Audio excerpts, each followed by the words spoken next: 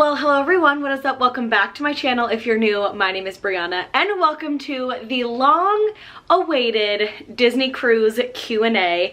Now, I am missing my co-host today, Corey, and that is because I'm filming this on my lunch break, and he has a very busy day, and our lunch breaks do not align today, so unfortunately, you're just gonna get me today. However, I promise in the future Q&As, I will make sure that we can find a weekend time to be able to do it together. However, welcome to the Disney World Q&A. You guys asked me a ton of great questions during the cruise, after the cruise, and so what I wanted to do and what I love to do at the end of every Disney World trip that we do and whatnot is I always like to answer all of your questions that you may have had. This was our first cruise, so I went over on Instagram and put up a question box over there on my story, and you guys asked a ton of questions. I tried to condense them down, but we do have a lot of questions to get through today. I've got a hot chocolate in my Disney Wish mug. I've got on my Sail Away Mickey and Minnie sweatshirt, so today we are ready to go. It is going to be a fun Q&A video, so strap in. If you're new, subscribe. We would love for you to join our little community over here, our corner of the internet. If you're a Disney fan, welcome. We go to Disney World, my husband and I. We've been on our first ever Disney cruise. We love to travel internationally, and we always love to travel to Disney. We're annual pass holders, so welcome. We do a lot of Disney and fun travel vlogs around here, so I hope that you'll stick around. So what we're going to be talking about in the Disney Cruise Q&A, rooming, so our veranda and all of where you're sleeping in the room. Next was activities and events, then money and upgrades, anything to do with anything financial, including the cruise, food, the length of the cruise, adult specific things on the cruise, and then a lot of miscellaneous questions, and then future cruises, and we will end off with did we think that it was worth it? So we're gonna dive right in because we got a lot of questions to get through today, and I want to make sure that I can answer all of them for you guys. So first, let's start out with the rooming category on the Disney cruise, all your questions that you had rooming based. So the first question is, how were the accommodations on the ship? So this ship in particular, we went on the Disney Wish. Now, the Disney Wish is the newest Disney boat, so take with that what you will. The accommodations were amazing. Our room was absolutely stunning. It was truly breathtaking. It also was brand new, so I don't know a lot of how the other Disney Cruise Line rooms look because, like I mentioned, we've only been on the Wish. However, the accommodations were fantastic, very clean, brand new. Nothing was broken or dented or deteriorated or anything, so definitely a 10 out of 10 experience for the room accommodations. I thought they were absolutely spectacular. The next question is it worth it getting a room with a balcony slash veranda? Now, I would say this is a more of a personal thing for all of you out there. I am someone that gets a little bit nervous with kind of claustrophobia, the idea of not being able to like see the actual sea and the ocean, and I also get a little bit nervous of the idea not being able to step outside if I need to. We also knew that we wanted to spend a lot of our mornings enjoying coffee and enjoying breakfast on the veranda. So in my opinion, yes, I do think it's worth it for the additional money. We did spend, I would say, a good amount of time, not in our room necessarily, but in the morning we would spend an hour or two on the balcony while we were going into port, or, you know, in the afternoon, Corey would sit outside for an hour or so while I was getting ready and taking a shower. So if you're looking for an outdoor space, being able to have that convenience from your room, then I would say yes. Next was, did you like the deck that you were on? So we were on deck 8, very much in the middle of the ship. We stayed deck 8 midship, right off of the second set of elevators in the middle of the boat. Now, I was a little bit nervous about some seasickness. We'll get into that later. So Corey recommended that we stay in the middle of the ship, and I loved the deck that we were on. We were close enough to get up to the top levels where everything was, but we were also close enough to kind of that mid-level. We were really about 4 levels up and 4 levels down from everything that we needed. So I loved deck 8, and I would 100% stay on deck 8 again. Next was, did you sail at night, and was it hard to sleep if you were moving at night? So yes, you do sail at night because you need to get from point A to point B. Did I have a hard time sleeping at night? No, I actually had my best night's sleep I've ever had the 3 nights of the cruise, and I think it's because of that little bit of swaying and like motion in the ocean that made me sleep so well. Honestly, it was some of the best sleep I've ever had, and I am somebody that does not sleep through the night on a standard night, even in our own bed, never mind on a cruise ship, and it was incredible. I slept all the way through the night both times, and that was something that I don't even do at home. So it was not hard to sleep at night, and yes, you do sail at night when you're sleeping, or you're sailing like in the early into the evening if you're, you know, a day at sea or you're going from one port to the next. Next, let's get into activities and events. So the first one was best attraction / performance on the ship. So I'm gonna have to give two nods because it's really hard to choose. My first one was the sail away party that set sail on a wish. I don't know what it is about that performance, but I was crying. I was so happy. I was so excited. It brought out another level of joy, Disney magic that I haven't felt in a really long time. And I don't know why, but the cast members, the performers, the songs, the characters, everything about the sail away and the set sail party was a 10 out of 10. And then I would say my second favorite performance was Aladdin, which was in the Walt Disney Theater. Such a beautiful experience. In addition, the performers on Disney Cruise Line are next level. They are like borderline that Broadway play, and they're amazing. They really are. The incredible performers and all of those cast members that are performing on Disney Cruise Line really are next level. They are fantastic. The next question was, did you ever feel like you were running out of things to do on the ship? This was probably one of the most asked questions was, were you bored? Was there enough to do? What did you do the entire time? I did not get bored once on the boat. In addition, it was the perfect vacation for a happy medium. For example, we would spend maybe 2 or 3 hours at the pool in the afternoon, and then we would go and do some activities around the boat. I think it was on our Nassau, Bahamas day. It was about maybe 2:30 in the afternoon, and we were like, all right, we're kind of done with the pool, like what activities are happening? And there was a Disney song trivia, and so we threw our cover-ups on, grabbed our beach bag, and down to trivia we went, and it takes you not only like 3 minutes to get to where you need to be. And I do not think that there was not enough to do. I felt like every single minute that there was something we wanted to do, we were ready to do it, whether that be trivia, arts and crafts, going to grab a drink, just walking around, seeing the characters, exploring the ship. There was so much to do, and I know that you hear that a lot on, you know, vlogs, and people always say, oh, there's so much to do, and I never really believed it until I experienced it myself. But no, I did not get bored at all, and it was kind of fun to do different things versus feeling like you have to stay at the pool or have to do X, Y, and Z thing. You know, there's the Aqua Mouse, there's different pools, the adult only areas, trivia, you know, going to a bar to grab a drink or a mocktail, a cocktail. Just there was so much to do, shows to see. So definitely never bored on the cruise ship. Next, let's get into the money and upgrades category. So anything that cost us extra, what the cruise costs, upgrades that we did, how much those cost, all the financial questions, because you guys want to know how much the cruise cost, which I am happy to share. And let's just get into exactly what the cruise cost. The first, and of course the most asked question, is always, how much did it cost? How much did your Disney Wish cruise cost? So our 5-day, 4-night cruise on the Disney Wish for a veranda midship on the 8th floor was $3,500, and that was just for the cruise, like your room, all the activities, and all that stuff. So that was how much the actual cruise itself cost, and then anything additional that we wanted to charge on top of it, which we can get into more detail. Soup to nuts, everything on the cruise, I think cost us about $5,500. So we had about $2,000 of additional charges in our 4 days or 4 nights that we were on the cruise. So all said and done, we were at about $5,500 to $6,000 in for the cruise. The next question is, does Disney Cruise Line truly bring the magic for the price when compared to staying at Walt Disney World? So does Disney Cruise Line bring the magic for the price? I think so, but then again, I may be different than you, or if you're trying to weigh out your different options. For example, $3,600 for, you know, 4 nights, your room and board, your food, activities, and all of that may or may not be worth it to you. But then how much does it cost for you to pay for your park tickets and your hotel as well?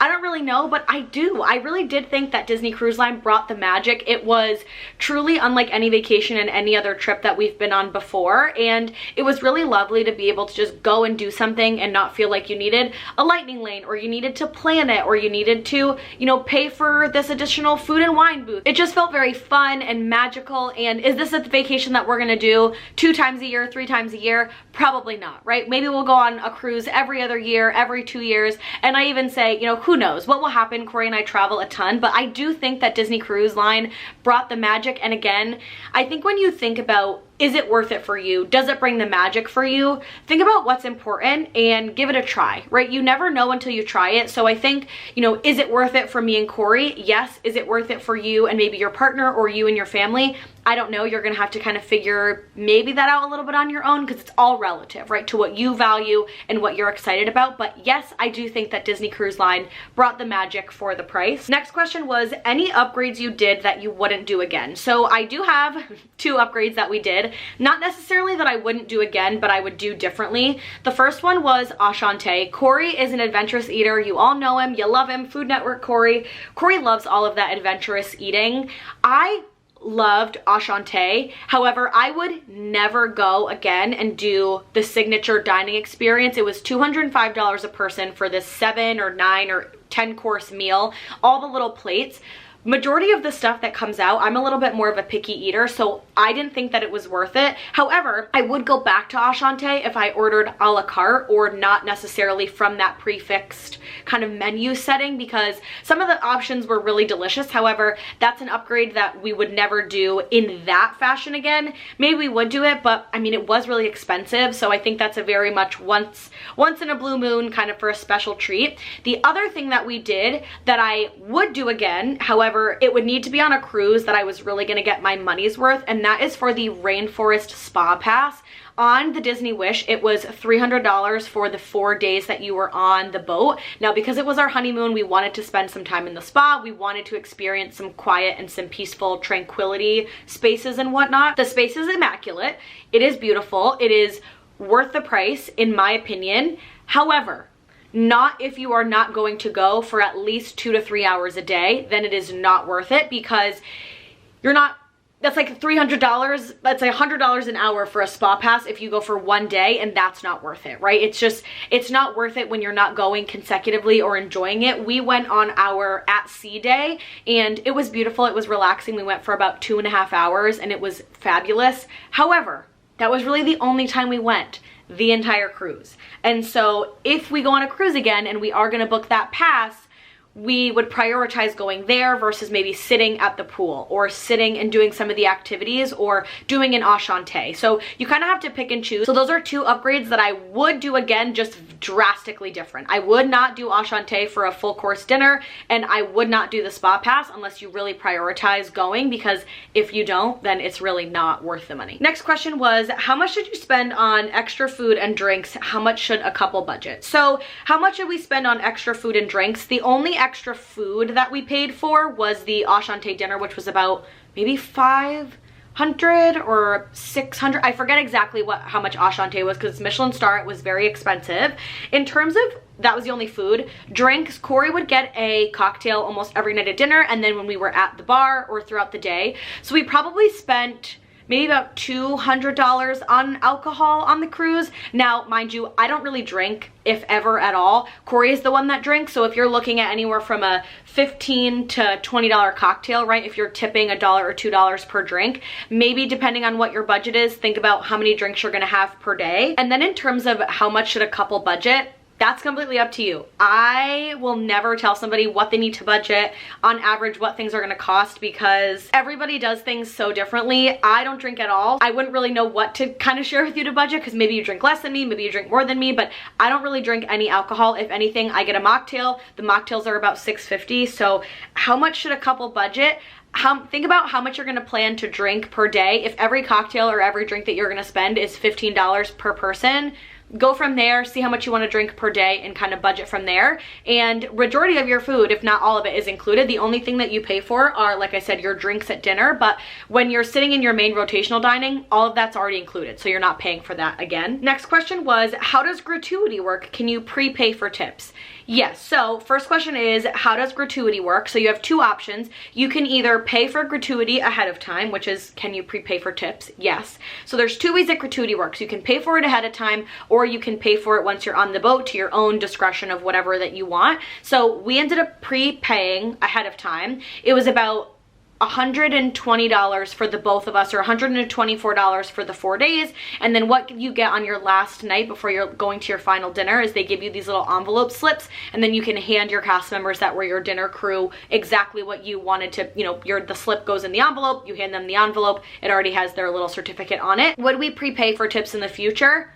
Maybe, maybe not. Now that we kind of know what to give, it's normally about $40 for your 2 servers, and then I think it was $10 for the main host, and then $10 for your cabin crew, I believe was maybe the breakdown from the receipt. I don't exactly remember. Something within that realm. So my recommendation is prepay for it on your first cruise. That way you can exactly see where the money is going, and then in the future you'll have a baseline. I always think it's important to have a little bit of a baseline. That way you know what to pay for in the future, and you know exactly what Disney is giving their employees and what they believe is the right gratuity. That way you can either give more, I don't want to say you should give less because you never should, but you can give more or give right on the baseline, and then you know exactly where you're in line with for tipping and gratuity. Next, let's get into food. Lots of food questions, so let's get into it. Was food included, and was it an all-inclusive experience? So was all the food included, and was it an all-inclusive experience? For the most part, yes. There are a few different specialty locations on the boat that are not included. For example, Joyful Sweets is not included, so if you want to get any treats or Rice Krispies or specific fancy ice cream from there, that is all separate. Cupcakes, that's all an upcharge. The other thing that is not included is your Enchantés and your Paulos, your 2 adult, like upscale dining options on the boat. Those are not included. And then I'm trying to think of any other, your popcorn is not included, nor are your candies or any of your concessions, stuff like that. And then any of the food that you are getting at the bar is also not included. So let's say you went to Keg and Compass for trivia and they have buffalo wings on the menu, those are not included. So for the most part, everything is included. Your room service is included, your continental breakfast in your room is included, your lunch, your dinner, your breakfast at Marceline Market, all of that is included. The only things that are not included is your upgraded 2 adult dining experiences, Joyful Sweets, and any of your concessions and popcorn, that kind of stuff. Next was, what was the best thing that you ate? So I'm gonna be a little bit cliche. However, I have two of my favorite things that I ate.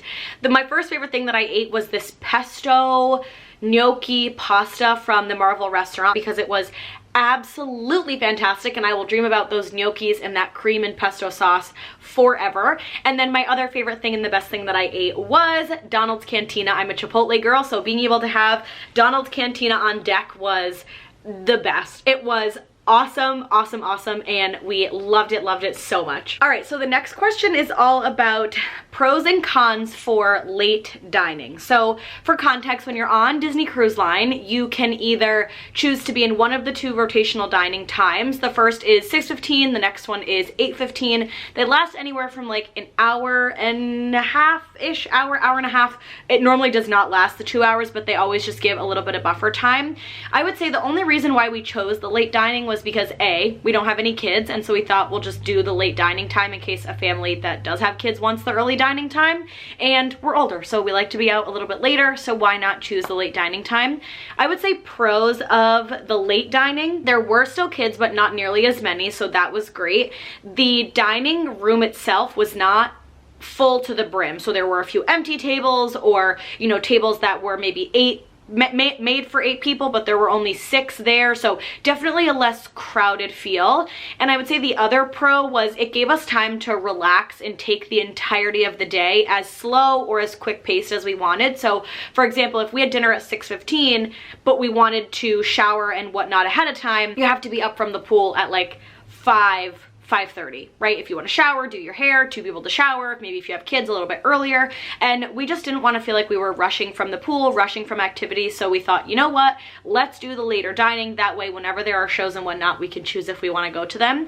I would say the cons of the late dining though, however, was sometimes at the end of dinner, I was tired. Like it was, you know, you're pushing 9:30, 10 o'clock after dinner. And sometimes you feel like you might do one activity, maybe 2, and then you're heading right to your room. So I think in the future, we would consider doing enjoying the earlier dining. However, truthfully, I did not mind at all the late dining. The next question is, were you sitting with others at dinner? Did you like the routine dinners? Yes, you are sitting with other people at dinner. Corey and I did request a private table, just the two of us. However, we didn't get it because the cruise was probably really booked and they just didn't give us our own table, a private table of two, which I was totally fine with. I mean, it was really nice to sit with other people and talk to them, and you get really close to these people because you see them every day. So that was really fun. Did we like the routine or the rotational dinners? I would say 2 of the 3 we really liked. I really liked Marvel. That one was my favorite. And I did like 1923. That one, though, was okay. Like, the appetizers were really good, but my entree was subpar. Arendelle, though, I did not love as much as I thought I was gonna love it.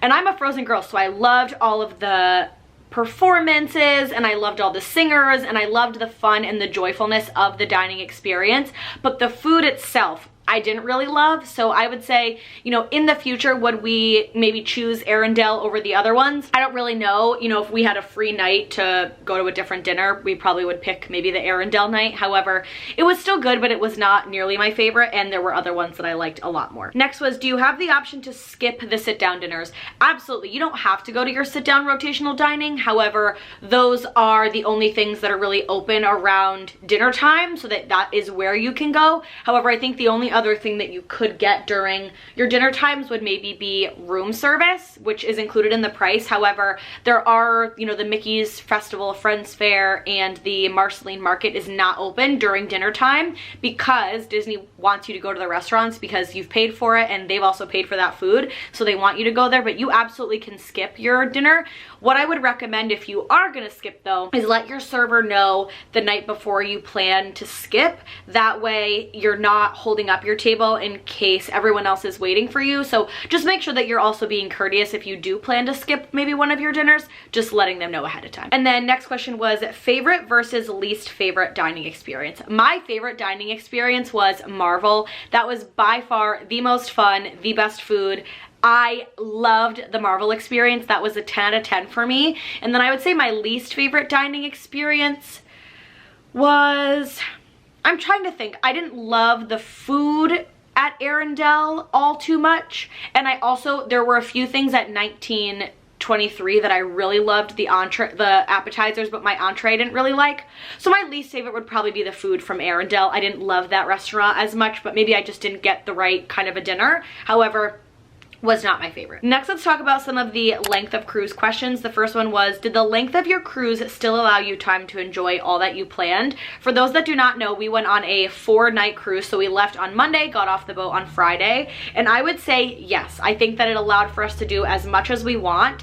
And it was very fast paced though, right? We knew that we only had a certain amount of time. We only had 1 day at sea. We also did not get off in the Bahamas. So I think had we gotten off in the Bahamas, we wouldn't have gotten to enjoy as much on the ship as maybe someone that is, you know, getting off in the Bahamas and getting off at Castaway Cay. But I think the length of our cruise was awesome, and we did get to enjoy kind of everything we had planned.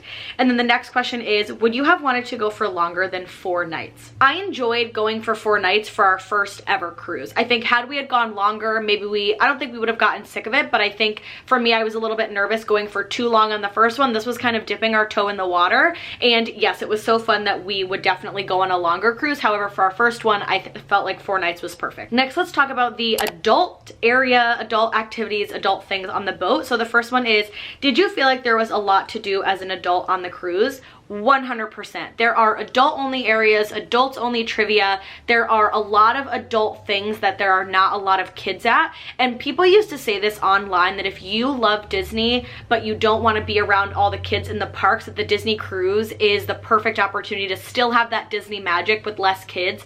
I didn't really believe it, but now that I've been on a cruise, I agree. You could go your entire cruise without basically seeing any children. Like, of course you're gonna see them, but there are a lot of opportunities and options for adults to just be with other adults and be in quiet areas. So 100% yes. Next question was thoughts on the adult only areas.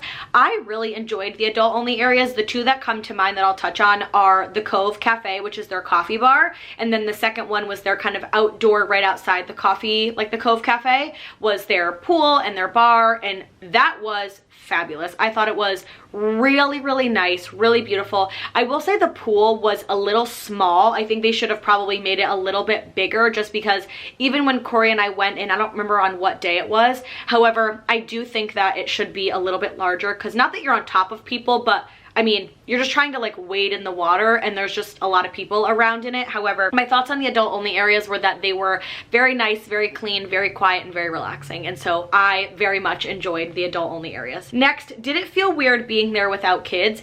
Absolutely not. The amount of people that we saw walking around that were couples that also had on a honeymoon button, or just in general couples that were experiencing a Disney cruise, I do not think it is weird to go on a Disney cruise without kids at all. I also don't think it's weird to go to Disney World without children. So no, it was not weird at all. If anything, they also accommodate to you adults that don't have kids for your trivias and your adult only areas and different bars to try different cocktails and foods and all those kinds of things. So no, it did not feel weird at all. And then the last question is, did you find the amount of kids overwhelming? Not in the slightest, not even a little bit of an iota overwhelming at all. I also think caveat to all of these questions is there are going to be children, right? Disney is also geared towards kids and there are going to be kids around. However, I never felt that it was overwhelming. The other thing is, don't forget there's a kids area, right? So parents also get to go and enjoy themselves for 2 hours at the pool, and their kids can go to the kids area. So no, I didn't find it overwhelming with the amount of kids at all. If anything, I felt like it was the first time that we've been on a Disney vacation where there wasn't nearly as many kids as normal when we're in the park. Next, let's get into all of the miscellaneous questions, and this video is already getting pretty long, so we are gonna rapid fire these. However, the first one is your top 3 favorites of the cruise. My top 3 favorites of the cruise were the sail away party. Number 1, that was a 10 out of 10, awesome experience. I cried, it was pure magic. Everything about it was amazing. The next was the Aladdin show in the Walt Disney World Theater. The performers are next level. They're so talented and I just absolutely loved that show. And then my third favorite was Donald's Cantina, which was the kind of like mock Chipotle on the deck, which was one of the deck festival food booths. It was just absolutely incredible. So those would be my 3 favorites. Next is, what is something that you weren't expecting / would have been good to know going beforehand?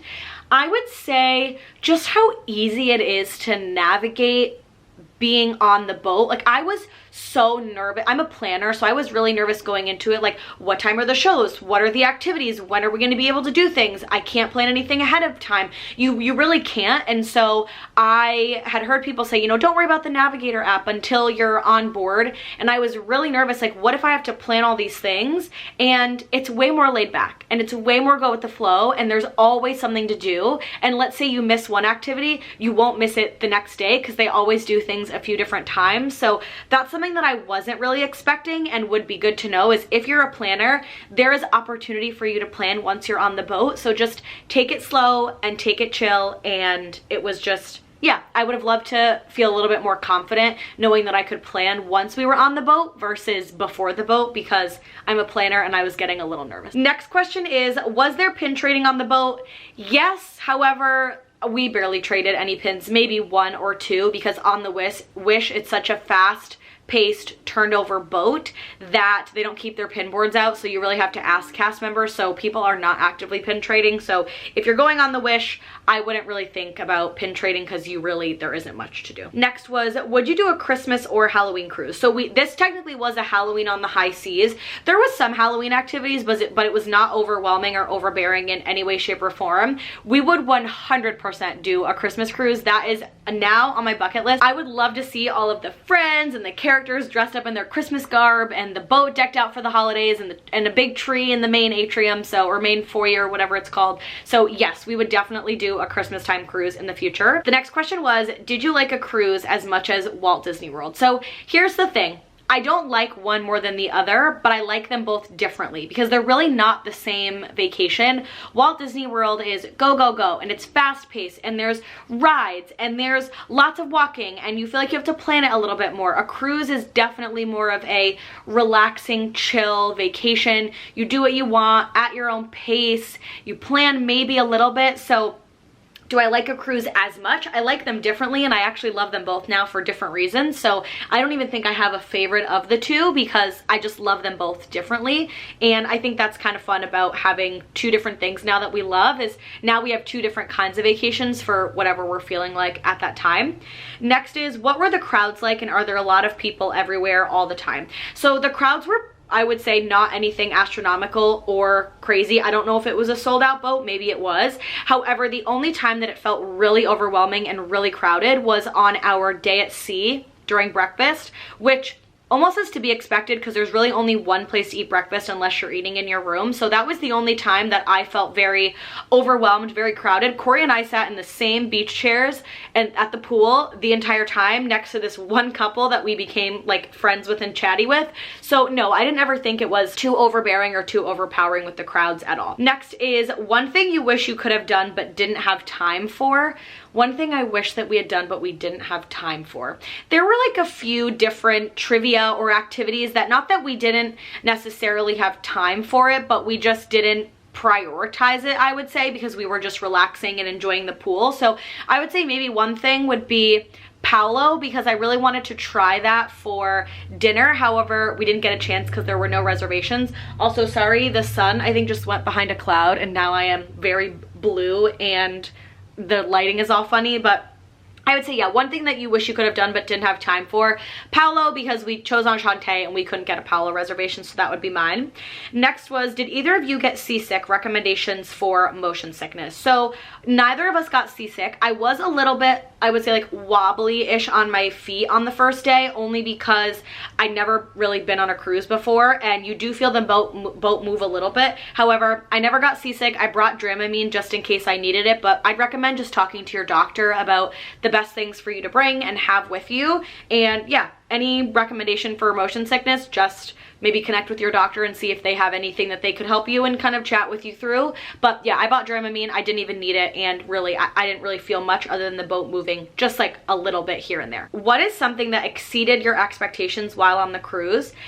I would say just the relaxedness and just the go with the flowness of the cruise. Like I said, oh, the light's back. Like I said, we've never been on a cruise before, so we really had no idea what to expect when going on the cruise. And I think something that really exceeded my expectations was just how relaxed and how laid back, but how fun at the same time it was. Sometimes I find in Disney, we're like ticking off the boxes, right? We rode Frozen, check. We rode Guardians, check. We rode Soarin', check. Whereas on the cruise, you're just going with the flow of the day. You don't really plan too much, and I would say that really exceeded my expectations, just how relaxing and yet still enjoyable that the cruise was. So I would say that really exceeded my expectations. Next was my favorite memory. I'm sorry, but I have to say the sail away party and when we got into our veranda, into our room for the first time, those were just two really big magical moments that I was so excited to experience with Corey for the first time. So those are without a doubt my two favorite memories. Next is there anything you would have done differently? I think if there was anything that I would have done differently is, selfishly, I wouldn't have done Enchante, not because I don't think it's worth it, but we did dine for about 2.5 hours, and I'm a pickier eater, so I just wish that maybe I ordered a la carte. However, you make compromises for those that you love, and that was one thing that Corey really wanted to do, so we did it. However, in the future, I do not think we will go back for the 7 or 9 course meal, because I do not think that it is worth it. I think if you go, order a la carte, grab a drink or two, and call it a day. But yeah, I would say that would be something I would definitely do differently. And then next was, how did the transportation to and from the port from Walt Disney World work? So what we did was we paid for transportation ahead of time. So we stayed at French Quarter the night before the cruise, and then we were checking into the Grand Floridian after the cruise. So we paid for transportation ahead of time. It was $90 either per person round trip or together round trip. I don't exactly remember the cost. And basically what they do is you tell Disney what hotel that you're staying at, they check you in, there's a cast member in their like cruise get up right in the main lobby, they pick you up, you get on the bus, and the bus drives you down to Port Canaveral. It was so easy. I don't think that we would ever not do Disney transportation when it comes to the cruise, because it was quick, efficient, and one less headache that we had to worry about, and I very much loved it. So last segment is all talking about future cruises and things in the future. The first one is, would you ever do a longer Disney cruise?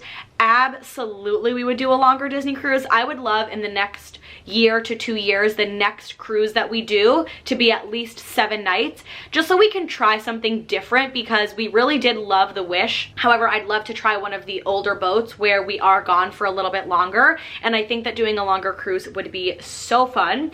The next one is, will you be going on another one anytime soon? No, we are not cruising right now for a little while. We have our Disney trip in December of 2024 right now that is booked. We're excited for that, looking forward to that. Other than that, we've got nothing else going on, and we are keeping it that way for a while. We've got other financial goals and things post the wedding, so we are not rushing into another cruise. However, never say never. Who knows when and if we will ever book another one. And then the last one was, if you could go on another ship, what ship would you choose?